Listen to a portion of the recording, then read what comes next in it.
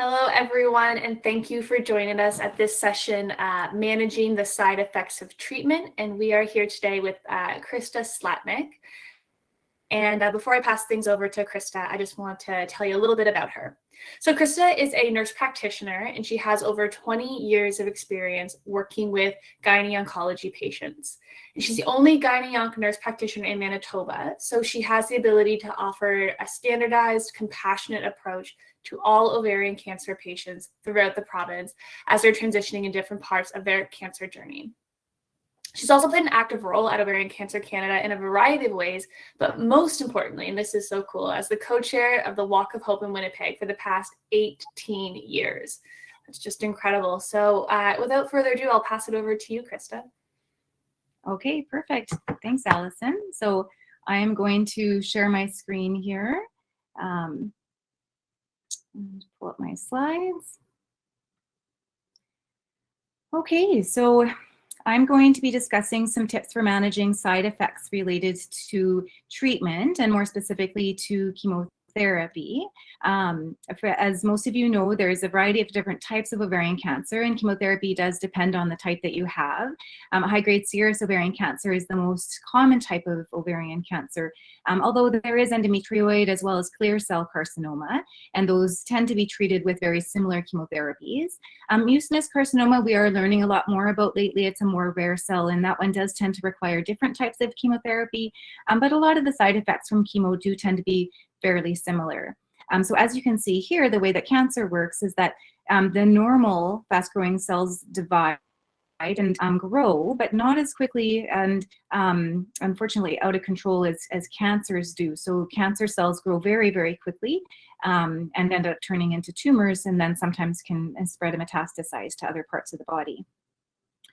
Chemotherapy itself is typically determined by the type of cancer cell that you had, as I was explaining, as well as platinum sensitivity. So platinum agents are the most important type of chemotherapy, especially with high-grade serous. So carboplatin is the most common type of platinum that we would use because it does tend to be a little less toxic than cisplatin, its sister agent, although cisplatin is also an option for people that can't tolerate carboplatin for whatever reason. And then paclitaxel is the other one that we tend to use quite frequently with carboplatin. Although with recurrent disease or pre-existing problems that would prevent the ability to use paclitaxel, we can also use Calyx or even docetaxel with the carboplatin. We typically will do the carboplatin and paclitaxel together though, so we call it carbotaxol, which is a little confusing sometimes because people think that's one drug, but it's actually the two. And it's usually a 21-day cycle, although sometimes we can do a 28-day cycle. So that means usually once every 3 weeks, but sometimes once every 4 weeks. And we usually do that with IV, so into the vein. But sometimes we also do it IP now, which is intraperitoneal, and that means into the peritoneal cavity where the cancer usually is. And that sometimes includes an extra day and day 8. But we still call it a 21-day cycle because you get the carboplatin once every 21 days. There are other types of chemotherapy that we use with ovarian cancers, not inclusive to, but most often including Calyx, cisplatin and docetaxel, as I said, as backup options if the carboplatin and paclitaxel aren't tolerated for whatever reason. And then gemcitabine and topotecan in some cases as well for more kind of further line treatments. Now, because the chemotherapy works by attacking the fast-growing cells in the body, which would be the cancer cells as the fastest-growing cells in the body, unfortunately, some of our healthy fast-growing cells are also affected. So hair follicles and skin follicles are very fast-growing, unfortunately. So we do see hair loss as well as sometimes some very sensitive skin and sometimes some rashes. The mucous membranes that line the mouth as well as the digestive system are also very fast-growing. So sometimes we'll see some mouth sores, which we call mucositis, and sometimes also some reflux or indigestion, and sometimes some nausea and vomiting, as well as sometimes some constipation, which can also be caused from some of the medications that we're recommending. We do also sometimes see some neuropathy, which is a peripheral neuropathy typically to the fingers as well as to the toes. And that also another syndrome called hand-foot syndrome, which can affect usually more the skin on the hands and the feet. There is also some inflammation due to the chemo that sometimes will cause a bit of brain fog, as well as some aches and pains in the muscles and joints. And some other fast-growing cells is the bone marrow. So inside the long bones and inside the hip bones is the bone marrow. It does take about a week to a week and a half for the bone marrow to drop, and then about 4 to 6 weeks for that bone marrow to recover. So because we're trying to get the chemo in every 3 weeks, we're never really fully allowing that recovery period. So we kind of see this bit of a roller coaster effect where it's going to be a little bit lower with every cycle. So with that, we sometimes see a little bit of anemia, the hemoglobin dropping, causing some shortness of breath. Sometimes we'll also see the neutrophils or white blood cells dropping, causing a weakened immune system. And then sometimes the platelets dropping, causing some increase in bruising or bleeding. And sometimes people can actually feel the bone marrow dropping, so usually for a few days in that first week, and they can get some long bone pain or bone marrow pain, typically in the long bones, but also sometimes in the hips. So I'm going to focus on a few of those more common ones and some tips for those. But one of the first tips is a symptom diary. So the good thing about chemo is that the side effects do tend to be very similar from cycle to cycle. A couple of the side effects can be progressive, so we'll talk about those as well. But most symptoms are very similar from cycle to cycle. So it's very important to keep a symptom diary, whether it's in a calendar or a journal. There's even really good apps nowadays that can help with that. Because once you start figuring out what your body's prone to, especially with that first week of that first cycle, then you can review that with your healthcare team, and they can help you tweak things in order to try to make the future cycles even better and hopefully try to prevent some of those side effects. Now, nausea is obviously one of the biggest concerns that most people have, especially if they've seen anyone go through chemo several years ago. My mom, for example, had ovarian cancer, and she had her chemotherapy back in 1998, and she really had a hard time tolerating it because unfortunately she didn't have a lot of really good anti-nausea medications available back then. So there's always that tiny bit of a fear that that's what people are going to go through now. But fortunately, we have really good preventative medications nowadays that we don't wait for the nausea to happen. We know statistically it's likely, so we prevent it for most people and try to do a regimen to prevent that from happening in the first place. Now, it isn't always the chemotherapy that causes the nausea, though. Sometimes actually constipation can cause it. So no matter what kind of good anti-nausea medications you're on, if you're significantly constipated, anything that you eat or drink feels like it's going to move back the other way. So controlling your bowel function is really, really important to make sure that everything is moving through. Obviously, some painkillers can be causing it as well, or sometimes it's a side effect from some other medications. It can be a side effect of either an infection or obviously cancer, but we're talking about more treatment-related nausea right now. And then also sometimes from stomach ulcers, especially if you were prone to stomach ulcers in the past, and sometimes from indigestion, which we're going to talk about in a little bit here. So for prevention nowadays, most people have some form of preventative regimen. In Manitoba, we're very fortunate to be able to use a MEND or a Prepitant. And this is something that you would take a stronger dose the morning of your treatment, and then typically have a prescription for 2 days at home, the 2 days afterwards, on what we would call day 2 and day 3. So we always talk about the cycle in days. Day 1 is the day that you get your chemo, day 2 and day 3, and so on, all the way up to day 21. So day 2 and day 3 are the preventative days typically that you would take a Prepitant or a MEND.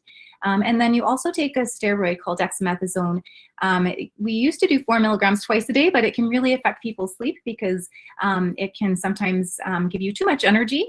So the energy is great, but not so much at bedtime. So we actually do 8 milligrams once a day in the morning now. And once again, this regimen can be a little bit different across the country, but this is just a general regimen that tends to be used quite frequently. The tricky part with the dexamethasone is it can be quite hard on the stomach lining. So you always want to make sure that you have that with breakfast to try to protect that stomach. We don't want any nausea or reflux from the dexamethasone when we're trying to prevent it. So if we do see any nausea, it's not till usually around day 4 and day 5. And because of this preventative regimen, we sometimes either don't see any nausea at all, or it tends to be fairly mild for most people on day 4 and day 5. So if you do get a little bit of nausea, you want to try some natural options first in order to try to prevent or control it as much as possible if it's just mild. Food odors tend to be quite a common trigger for people, so trying to make sure that you're not having any significant smells coming across, especially during food preparation. That tends to be a common problem. So trying to avoid food while it's being prepared, or sometimes even eating colder food. They tend to create less odors. Nibbling often or eating 6 small meals a day, that is a common theme, as you'll see with a lot of these recommendations for a lot of symptoms. A lot of times people find if their stomach's empty, that can cause a little bit of nausea. So sometimes even just nibbling on some crackers can help. Fluids are very important. Sorry if you can hear my dog there. And dehydration, once again, you'll see as a common theme.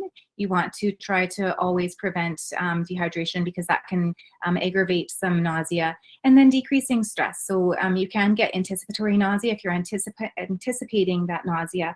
That can actually induce nausea itself. So trying to decrease stress, see a counselor if you need a little bit of help with that. And then timing. So sometimes there's certain times of the day that people find that they're prone to nausea. So if you can maybe just plan in your day to avoid activities on that time of the day, and you know, you might be able to actually find that it's pretty manageable. Avoiding tight clothing can also be helpful. You don't want anything pushing up, like even like a girdle or something like that, or tight belts that can create that pressure upwards. And you also want to stay sitting at least an hour or so after eating, so you don't have any nausea, or reflux-related nausea that we'll talk about in a little bit from that gravity if you lie down or bend over. If you do still end up with some nausea, then you always want to have an as-needed anti-nausea prescription. So we in Manitoba usually use Maxran or metoclopramide. Some pharmacies call it Metonia. And that one's really good for mild as-needed type nausea, usually on day 4 and day 5. And most people find they either don't need it at all, and if they do need it, it's only for a couple of doses.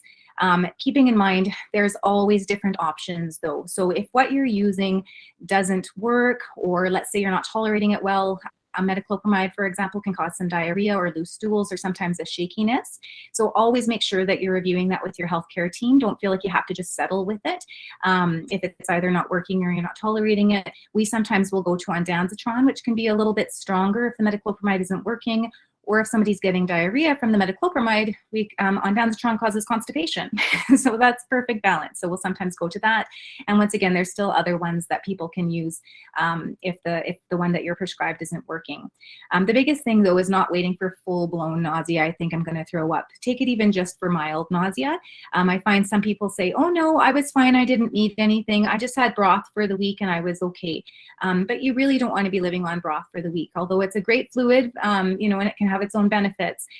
You do want to be eating a good amount of protein and solids to keep up your nutrients and your muscle mass. So trying to make sure that if you can't eat those solids or proteins, then that's a good sign you probably need an anti-nausea. And if you do end up with any nausea with the first cycle, then we find that sometimes preventing it then for future cycles on day 4 and day 5, you can go ahead if you found out that you did need the Maxran fairly regularly. A lot of people find taking it about 30 to 60 minutes before meals, so breakfast, lunch, and supper, and sometimes even at bedtime can help kind of prevent most of that nausea by taking it regularly. But because a lot of people don't need anything on day 4 and day 5, I wouldn't really recommend that regimen because there are still side effects to the metoclopramide, right? So, or the Maxran. So really only doing that if you find out that you need it. Now, reflux, as I said, is a common cause of nausea too. So it's trying to make sure that if you're having any lingering nausea, especially after day 5, that there might be other culprits and other causes. So trying to treat more of that cause rather than keeping on treating nausea when it might be simply reflux that's causing it. Sometimes reflux also comes across as a heartburn. So you'll see my little heart on fire here. And sometimes it's this kind of weird sensation in the throat. So sometimes it's more like a feeling that something's coming up into the throat, or a burning sensation, a bitter taste at the back of the throat. Sometimes even like a tight squeezing sensation. And it can get to the point of actually causing a cough and this constant kind of throat clearing, mucus feeling at the back of the throat, and sometimes even actually affecting the voice and swallowing problems. So the tricky part is trying to figure out what are some of your triggers. Now, we all know about the spicy food, this poor lady eating her spicy chili, right? So that can obviously cause some indigestion and reflux, but there's a lot of other really good foods, some coffee, you know, chocolate, wine, alcohol, and then even some healthy foods, right? So fast foods obviously too can be very instigating, but even tomato-based and citrus, there's a lot of other healthy foods that can be triggers. So it's trying to figure out what might be triggering that for you. And also different times of the day. Is it after eating? Is it after drinking a lot of liquid? And is it maybe after exercising? Maybe especially if you're exercising too close to a meal. or is it mostly just when you're bending over, lying down, or sometimes even singing? The good thing about trying to figure out what your triggers might be is then you can avoid those triggers. So it does take a little bit of trial and error sometimes to figure out what those are. And then once again, eating smaller, more frequent meals. So that's where those 6 small meals a day can be really helpful again. And you want to try to prevent that extra pressure again around the tummy so that no wearing anything tight. And then trying not to lie down for about 45 to 60 minutes after eating. A lot of people actually prefer 2 to 3 hours, no eating about 2 to 3 hours before bedtime. And if you do still have problems with reflux, especially at nighttime, a lot of people actually put some big books or bricks, something underneath the head of their bed to raise up the bed a little bit, and that can make a big difference. And then otherwise, even just trying to sleep on your right side like this lady here, that can sometimes help as well. If all of those preventative measures don't really seem to work, then definitely take some antacids. The liquid antacids tend to work a little bit better, because it kind of coats the esophagus and the stomach lining, but otherwise the pills sometimes work for people as well. But once again, this is where the symptom diary is going to help kind of guide the future cycles, because if you're chewing on Tums every day for the full 3 weeks, that's not acceptable, right? Because then you're going through this roller coaster of indigestion or heartburn for a full 3 weeks. Even if it's intermittent, if it's quite frequent, then it's much better to look at maybe trying to prevent it. So famotidine 20 milligrams twice a day can be really helpful. And otherwise, protein pump inhibitors are kind of like the Cadillac of stomach protectors. So omeprazole is a very common one. There's other sister agents like pantoprazole and rabeprazole, basically anything that ends with zole. Usually you start with just once a day, usually about to half an hour before breakfast or so, trying to take it on an empty stomach if you can, although it doesn't have to be taken that way. If you find that it's not really working really well for you and you're not taking it about half an hour before breakfast, some people do find switching it to that 30 minutes before breakfast can make a big difference. And then otherwise you can sometimes actually increase it to twice a day. So the second dosing would usually then be about half an hour before supper or so. And that can be sometimes even just for a week out of your regimen and then back down to the once a day. But typically this is something that people usually then stay on for the duration of their entire chemo if they find out it does make a significant difference in the nausea that they were having in, say, week 2 or week 3, or if it was like an obvious heartburn or indigestion. Now, constipation can actually aggravate nausea and reflux too. So it's really, really important to make sure that you're controlling your constipation very aggressively. And constipation, I would say, is probably one of our #1 problems week 1. So it's not just the chemotherapy that causes it, but also the anti-nauseas actually that we give. It's a pretty common side effect from some of them. So it's just trying to be prepared for, depending on which regimen you're on, constipation is fairly common. So constipation can, if you're not, if things aren't moving well one way, anything that you eat or drink feels like it's going to move out the other way, right? So really trying to make sure that your bowels are passing very easily, probably frequently, although frequency isn't as important as the consistency, it does still matter, because the longer the stool stays in there, the more fluid that's being pulled out of it, and unfortunately the harder and harder that it's getting. And once again, if you're dehydrated, your stool is dehydrated, right? So making sure that you're drinking at least 8 cups of fluid a day, preferably mostly non-caffeinated, in order to keep that stool hydrated. And then decreased physical activity is a culprit as well, because if you're not moving, your bowels aren't moving. So it's just being aware that there are other causes. So we don't want to blame it all on the chemo, but it is pretty common. So controlling that, especially week 1, can make a huge difference in your overall journey, and very similar again from cycle to cycle. So some tips, as we said, trying to eat around the same time each day, as well as having your bowel movement around the same time each day, can actually increase that regularity, and staying hydrated, as I said. Diet is very important too, although honestly not usually strong enough, but very important to at least try. And it also depends on how prone you were to constipation before all of this happened. So sometimes natural laxatives might be strong enough, like prunes, prune juice, papaya, rhubarbs, lots of fruits and vegetables, trying to eat a diet high in fiber. You do have to be a little bit careful with some fibers, especially psyllium fibers, so things in like Metamucil, all bran buds. They're binding fibers, so they can bind your poop together, which is great. But if you're dehydrated at all, then that will dehydrate that binding and actually create more of a plug of stool sometimes. So you just have to be really careful with that type of fiber. And then light exercise after a meal can kind of help with that peristalsis, getting things moving again. As I said, though, unfortunately, natural is not usually strong enough for a lot of people, so don't feel bad that, you know, if you have to go to a mild laxative, that's okay. Using laxatives in this way does not typically create a dependency like it would in a normal situation if you took it every day, because you're only going to be usually increasing whatever you need week 1. Week 2 and week 3, you kind of get back into whatever regimen you typically would be on. And if natural is fine enough beforehand, then week 2 and week 3 might be just back to natural.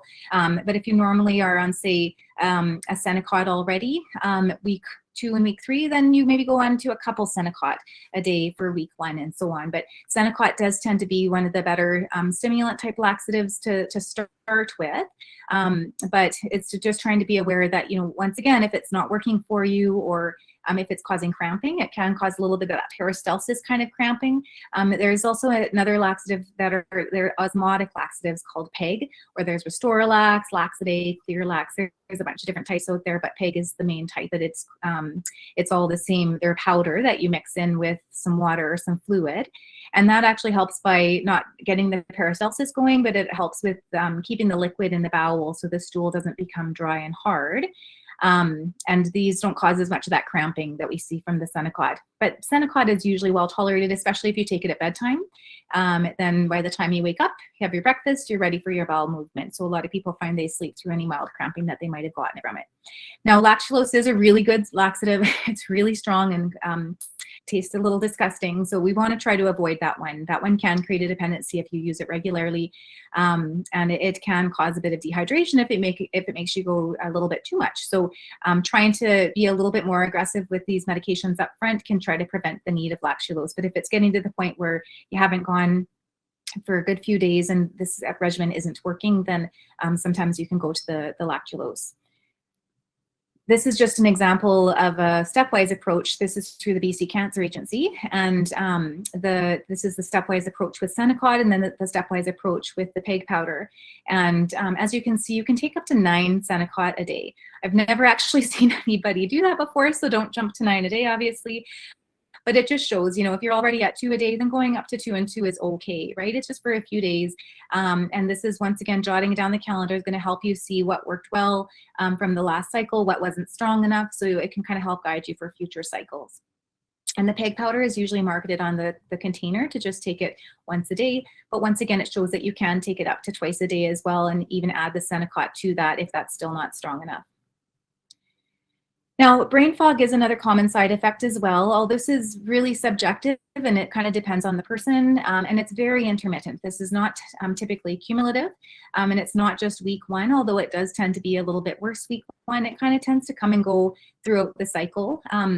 Some people call it chemo brain or chemo fog. It sometimes can cause thinking problems, and it can affect people's quality of life, especially if they were trying to maintain working throughout chemo. Or sometimes a fear of getting back to work afterwards, not knowing if their brain fog will go away or how quickly it will go away. It does usually go away, but we never know for sure for how long. And it can create kind of some short-term memory problems, even just little things like, what did I come into this room for? You know, I can't remember. There's sometimes decrease in concentration and attention, and sometimes people have a difficulty finding their words. So it's kind of like that tip of the tongue feeling where you know what you want to say, but you can't quite get it out there. So a lot of people say, oh, I had that anyways. And you can actually get brain fog even just from menopause. So some people already had that before, but now you've got a good excuse, and we try to encourage having a sense of humor. Most people can have a really good sense of humor, you know. If the keys that end up in the fridge or something like that, trying to laugh it off and say, oh, there's that brain fog, you know, and be very open about it, because people, if they have an understanding that that's a common cause from the chemo, then it tends to be something a little bit easier to laugh off. And it does typically improve over time. Usually around 3 months after treatment, we see most of it subside. But I say you can use it as a good excuse for up to a year. Some tips. Exercises. So you see a little brain doing some exercises here. Repetitive exercises really can help for some people. Things like Sudoku, crossword puzzles, any little things like that. Tracking and understanding what influences your memory problems is really good too, and that can actually help with coping strategies. Sometimes people then find, okay, well, I know I'm prone to this brain fog, so I'm going to make a list and I'm going to make notes of everything that you say today, or I'm going to bring my friend to make notes because I know I'm not going to remember any of this. So it kind of takes the pressure off of then that poor brain that's trying to hold on to everything. And that's once again where the calendar, little journal is really helpful, because then that way you don't have to remember what happened cycle 1 again. You know, when was I having that nausea or constipation? And then some stress relief techniques can be really helpful. That's where counseling can really come in. You know, if you are having a bit of a hard time managing it, then everyone should have access to a free counselor across the country when they're going through cancer treatment. So definitely leaning on those supports and resources, and try to control your working environment, especially if you are trying to maintain work, or if this is after chemo and you still have a bit of that brain fog. That people do find if there's a lot of things that are taking away their focus, and that can make it more difficult to focus on the task at hand. So trying to control that as well, and staying organized. So that's where having things on calendars and things written down for you, so you're not forced to remember everything. And staying hydrated. The brain is made up of about 85% water. So if you're dehydrated, your brain is dehydrated. So sometimes we're blaming it on the chemo, and then we find out, oh, you're actually dehydrated. So, you know, a lot of times that can actually be controlled or prevented if you can stay hydrated. Now, this one's a little more rare. Palmar plantar erythrodysesthesia. It's a bit of a tongue twister. So we call it PPE, or hand-foot syndrome. This one we more commonly see with calyx, although not quite to the severity, although it can happen. But calyx is a drug that we'll sometimes use with carboplatin, or sometimes by itself, usually more though with recurrent disease.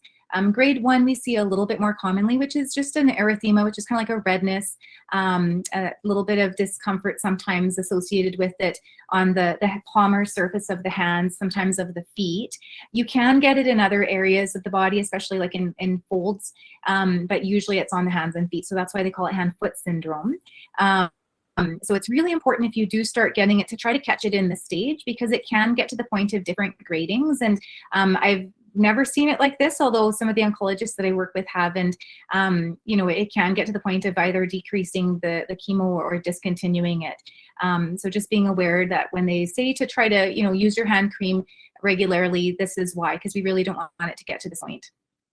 There are a few ways that you can try to avoid it. And this, once again, isn't with all chemos, but it can be a side effect. It's just a matter as to where on the list as to how frequent we would see it with certain chemos, and with calyx we see it a little bit more often.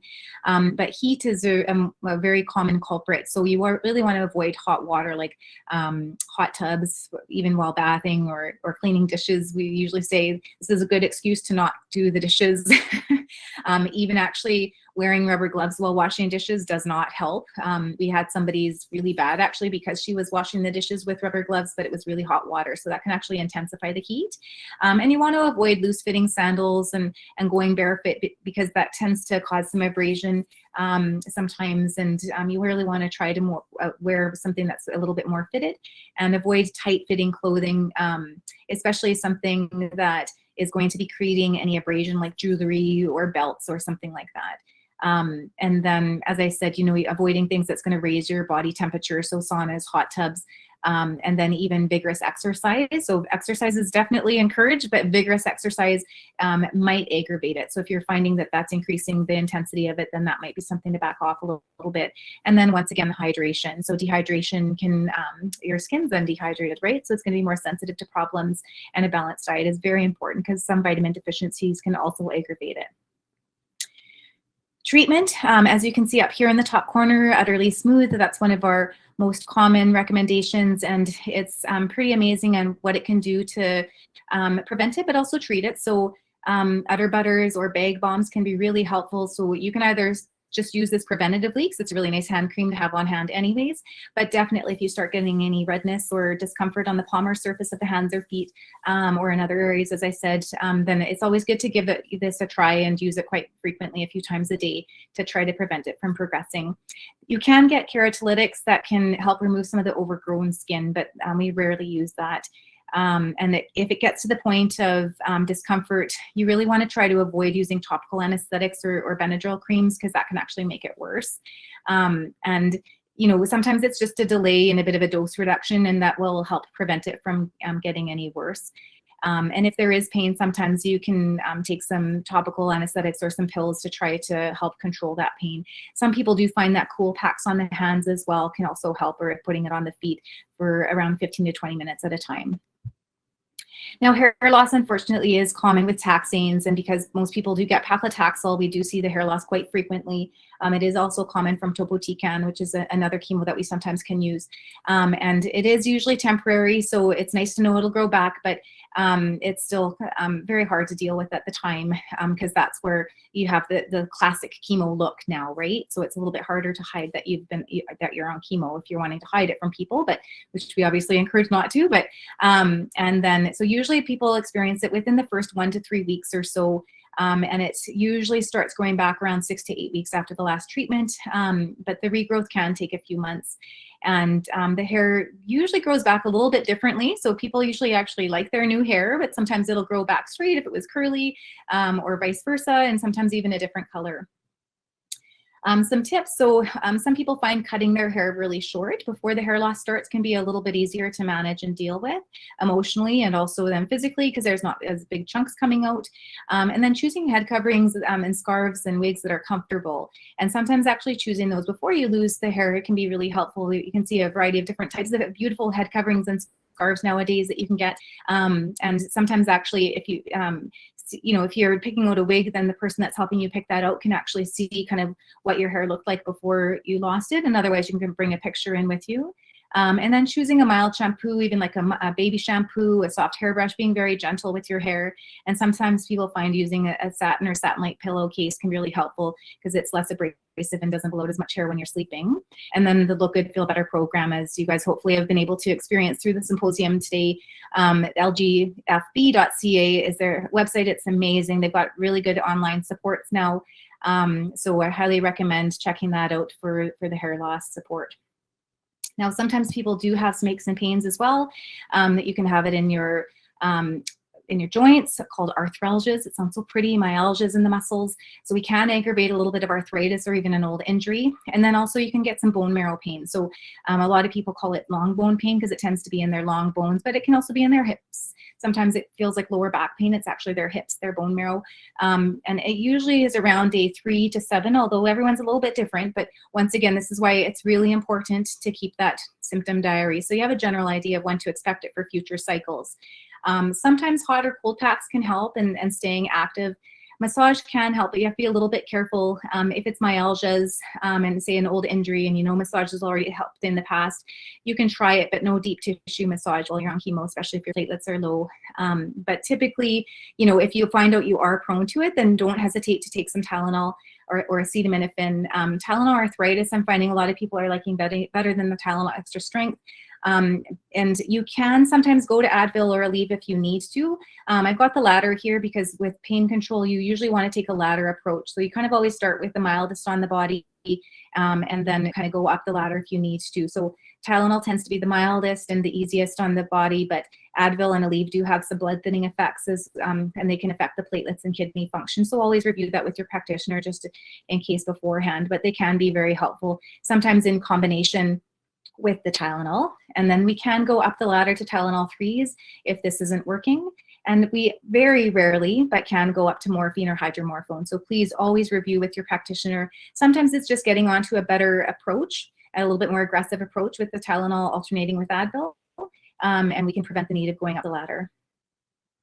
Now, peripheral neuropathy is another type of pain that can happen, and this unfortunately can be progressive, so it can get a little bit worse with every cycle. Peripheral neuropathy is basically nerve damage to the fingertips and toes. We call it peripheral because it starts at the tips and it works its way down. And usually there's a numbness, but then there's also sometimes a sensation associated with the nerve damage. So sometimes it's a numbness, a burning, a tingling. Sometimes it's even like a freezing sensation. And there's also sometimes some muscle weakness associated with it, especially if you can't feel the nerves. So it can affect your function with your fingers, like doing up buttons and earrings, and sometimes even affecting your safety with walking. It usually does start in the tips of the fingers and toes and works its way down slowly. So it's really important to watch. Is it coming and going? Is it coming and staying? how far is it coming and staying? Because if it's starting to get them to danger points, usually the second knuckle for the fingers and the ball of the feet for the toes, if it's getting into the arch and affecting your safety, or if it's getting further down and affecting your function, then your healthcare team might have to look at doing some dose adjustments to the paclitaxel. As I said, it can progress with every cycle. So although it's usually manageable, we never know who it's going to go away on. So we have to be very careful with that one. There's a lot of tips for really just more so avoiding injury. We don't really know a lot of ways for preventing it, although some people do find that holding onto a cold water bottle or something like that during treatment can help. And there are some different kind of cold therapies that you can use, although there's not a lot of research on that. It's coming out that there might be some benefit to that. But otherwise, it's just really trying to find ways to avoid injury and making sure that realizing if you can't feel the cold or the that little stone in your shoe and things like that, you don't want to be creating any injury by walking on a stone all day that you can't feel, right? So just being very mindful of that and considering a cane or a walking aid. Driving, once again, be very careful. If you can't feel your foot for the pedal, then that can be very dangerous. And then physiotherapy, acupuncture, acupressure, it's very encouraging that it actually has been shown to be helpful for actually fixing the nerves for some people. So if you do have lingering nerve damage after the chemo is all done, we do usually actually recommend that if you have access to give it a try, because it can help actually fix the nerves for some people rather than just dull the nerves that we can with some of our medications. So the medications, there's several different options. We'll sometimes start with either duloxetine or gabapentin or pregabalin. There's a few different options, even more so nowadays, but just being aware they all do have potential side effects. So although they're usually really well tolerated, we always want to try to see if time will allow them to heal first. They can actually heal for up to 2 years. So, we see most of the improvement in the first 3 months after finishing treatment, but they can continue to get better. Now, another thing that can progress with every cycle is fatigue. So with your bone marrow, the hemoglobin will drop a little bit with every cycle. So that will cause some anemia with that bone marrow suppression. Now, sleep disturbances obviously can contribute to the fatigue too, but muscle loss actually is a roller coaster as well. If people aren't eating their protein week 1 and they aren't staying active week 1, we see this muscle loss of roller coaster. So that's why you see this roller coaster downwards here. It's not just anemia, it's actually muscle loss because they lose a little bit of muscle mass with every cycle. So that's where we're trying to keep up that protein intake week 1 and staying active as much as possible as well amongst your breaks. So it will potentially require more rest still week 1, but trying to balance that with activity as well. So you're not having couch rest for a week. So spending more time up than in bed. And then obviously getting enough sleep. So if you're having a hard time sleeping, please review that with your healthcare team. Sometimes it's counseling that might help, right? But they do have some medications that they can sometimes provide as well. And then eating small meals regularly. Once again, 6 small meals a day can sometimes help with this too. And protein. I feel so bad for some people that are going to the gym and exercising, but if they're not eating enough protein, you can't build muscle mass. And then hydration, once again, a common theme there. So just to finally summarize here, it's, most of the side effects are very minimal nowadays due to preventative medications, and some symptoms can be progressive, but there are ways to reduce and manage these side effects nowadays. And most side effects, fortunately, are very similar from cycle to cycle. So once you kind of figure out what you're prone to, we can try to prevent most of the side effects from happening. But my most important tips are to keep track of your symptoms, especially week 1, and then also to stay hydrated, stay active, and eat your protein. So with that, I will pass it back over to Ellison. We'll see if there's any questions. Great. Thank you so much, Christa. That was a really great presentation. And I'll just pass along a compliment to you that was in the chat from Tracy that just said, this is an extraordinary presentation and presenter. So I think you've done a really great job at explaining a lot to us. So we do have a couple of questions here. So I'll start with the first question. How long does it take for the side effects to disappear after my last chemo? My last chemo was March 2021, and I am on niraparib now, but still have pain in my knees and my fingers and constipation and numbness in my feet and hands. So it's a little bit different because nowadays a lot of people are transitioning to a maintenance therapy such as niraparib, which is PARP inhibitor. And niraparib, unfortunately, has its own side effects, right? So PARP inhibitors are targeted therapy, so we don't see them having as many side effects as chemotherapy because the targeted therapies only affect certain cells in the body. So we don't see as widespread side effects, but we do still see some side effects, especially bone marrow suppression. So that sometimes can cause the fatigue. And also the neuropathy, unfortunately, with or without the neuropathy sometimes can stay forever. So once again, there's still hope that the nerves can continue to heal for up to 2 years. But if it's quite significant at that point, if you haven't tried physiotherapy or acupuncture, I would definitely give that a go to see if that can help. And if it's affecting your quality of sleep, if the tingling is waking you up at night, especially in your toes, sometimes you'll find it's really manageable during the day, but at nighttime they're trying to rest and settle for the evening, and now their neuropathy is really bugging them, then there are medications to help with that can kind of dull that tingling. The medications don't fix the nerves, so they don't get rid of the numbness, but they can at least dull the tingling, burning, or freezing. That's really kind of the more bothersome part for people. Aches and pains, once again, that can be a little bit from the zejula or the niraparib, but making sure that you review things with your family doctor too, because a lot of the times we're blaming it on, oh, that's because I was on chemo several months ago, and then we find out that it was actually because of uncontrolled arthritis or, something, a vitamin deficiency even, right? Like there's other things that can cause those side effects. So just making sure that you're reviewing, because most side effects other than neuropathy and fatigue that can linger, most other side effects dwindle by around 3 months post-treatment, if you're not on a maintenance therapy. Okay, thank you. Thank you for that. And I'm gonna, we have a few questions here, so I just want to keep going. The next one is, do you have any tips for managing mood-related symptoms with dexamethasone? So it depends on how severe they are. Some people are very, very sensitive to dexamethasone. Some people call it steroid rage. It can get quite bad, but that's very rare for most people. But a lot of times people find that the sleep actually makes a big difference. If you're not getting any sleep at all because of the steroids, then unfortunately that can aggravate the mood changes as well. So making sure that you're getting proper sleep. There's lots of sleep tips and tricks, but sometimes even taking an over-the-counter sleep aid like diphenhydramine, which is basically just Benadryl. You sometimes can go to prescription sleep aids like Zopiclone, but a lot of people find Benadryl is sufficient.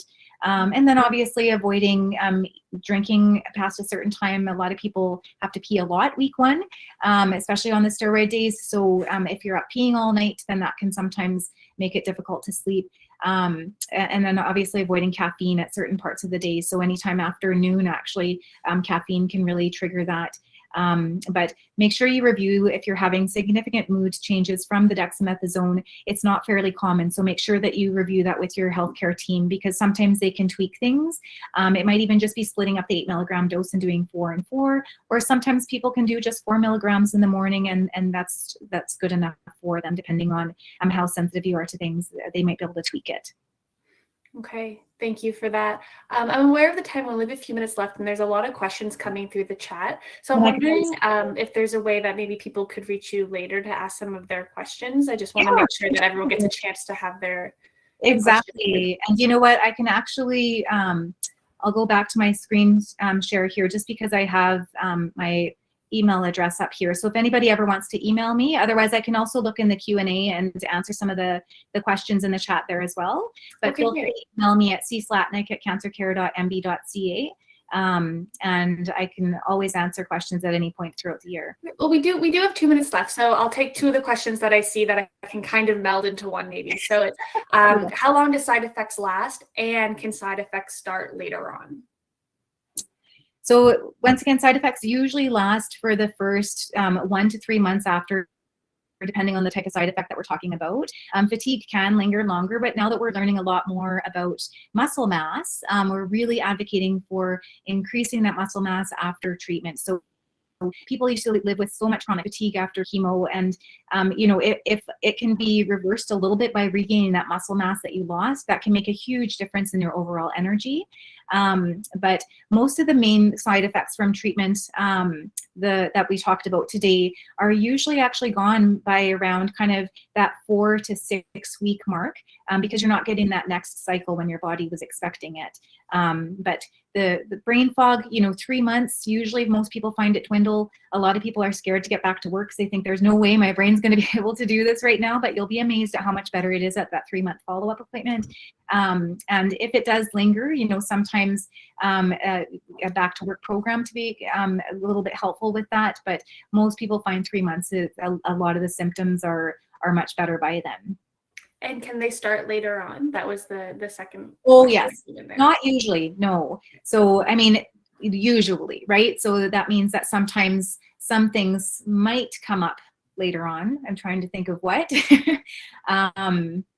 So like typically not usually that I can think of anyways. So I wouldn't want anyone ever blaming something on chemo. Always see your healthcare team, right? Because if all of a sudden you're starting to get nerve damage, that you don't just develop well after treatment, right? That you should, you know, that might be a vitamin deficiency or diabetes or something else, right? So, or if it's new fatigue, then, you know, is there a vitamin deficiency? Am I not getting enough protein? Do I have a hypothyroid, right? So, and obviously watching for signs of recurrence too, because that's always a possibility. So, but just making sure that we're not blaming it on chemo if it's well after chemo. Okay, no, that's really helpful. Thank you. I'm not sure, do we have time? I guess we're at 4 o'clock and we're supposed to be done at 4 o'clock. So you mentioned that people could send you an email because there were some other really important questions here in the chat. And you said that you can take a look at the chat as well. So I'll just leave us with one last thing, which is that when you were talking about the indigestion, Peggy shared that her bra causes that heartburn pain, I should say, actually. And Kaylee recommended that she just burn her bra. It's another good reason to do it. So I think we could leave it on that feminist note. Perfect. That feminist energy. And Chantal has asked if you could just put your email up again one more time.